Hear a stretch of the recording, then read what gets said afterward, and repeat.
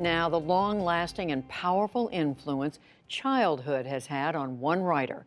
Jeffrey Brown has this latest addition to the NewsHour bookshelf. Imagination and memory, tools Amy Tan has mined since her hugely successful debut in 1989 with the novel The Joy Luck Club, followed by 5 other novels, 2 children's books, and more. In her fiction, she's written of mothers and daughters and the Chinese-American experience. Now she explores just where the writing comes from in a new book titled Where the Past Begins, a writer's memoir. And welcome to you.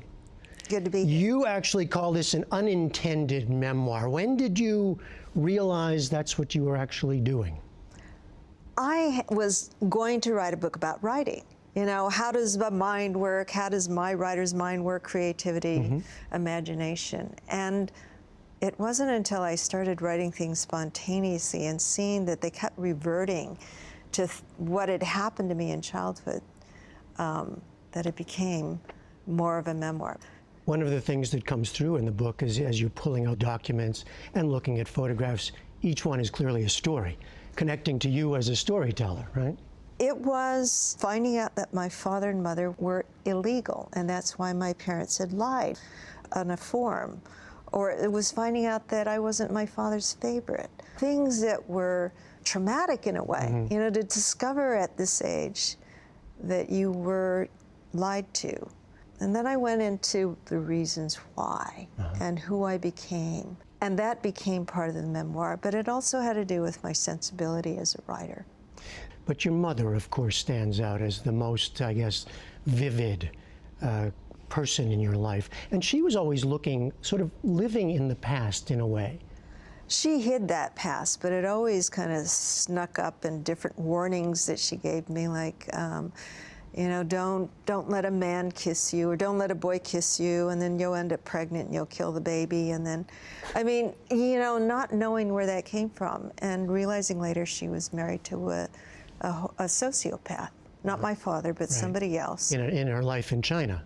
Yeah, and then the past then was always present in our lives. I found, you know, in unearthing all these things, I found poignant things about our relationship, the letters she wrote to me and the letters I wrote to her.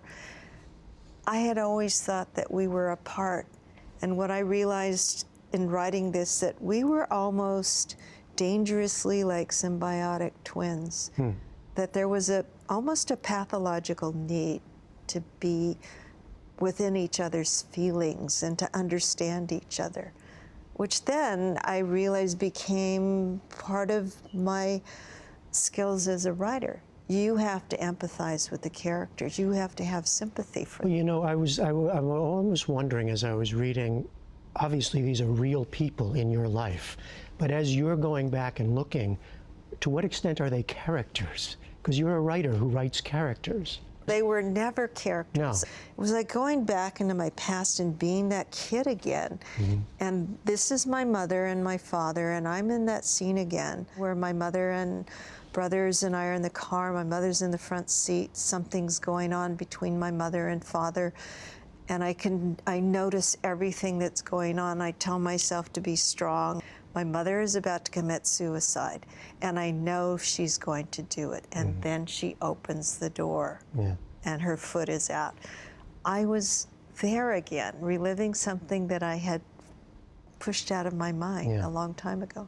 She did not, I mean... She didn't kill herself. No, but this was the threat. It was a constant, because she actually tried a number of times. We couldn't ever dismiss it.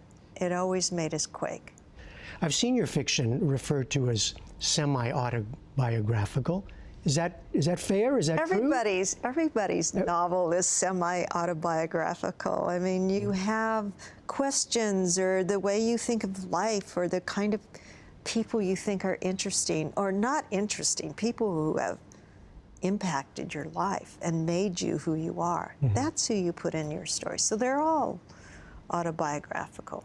People say it's autobiographical even if I've written about a ghost, you know. There are ghosts in your past, right? I mean, from the family. I mean, they're as much alive as some of the real people. They're always with me.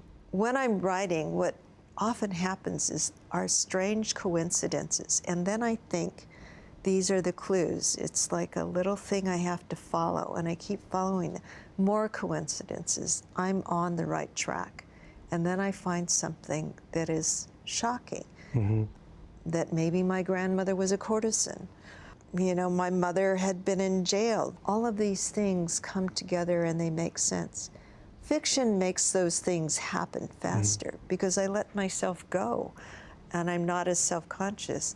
But all the things from the past, they somehow rise up when you let go and say it's fiction. You're used to praise and criticism for the fiction.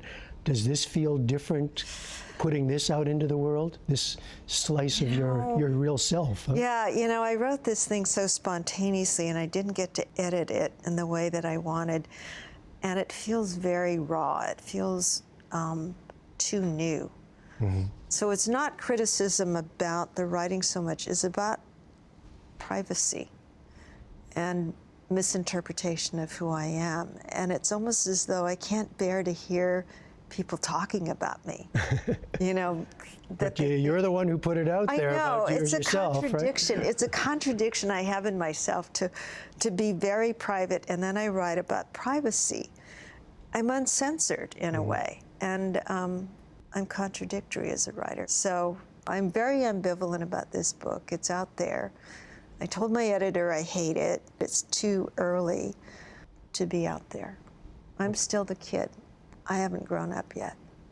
All right, well, it's out there, and it's called Where the Past Begins, a Writer's Memoir. Amy Tan, thank you very much. Thank you.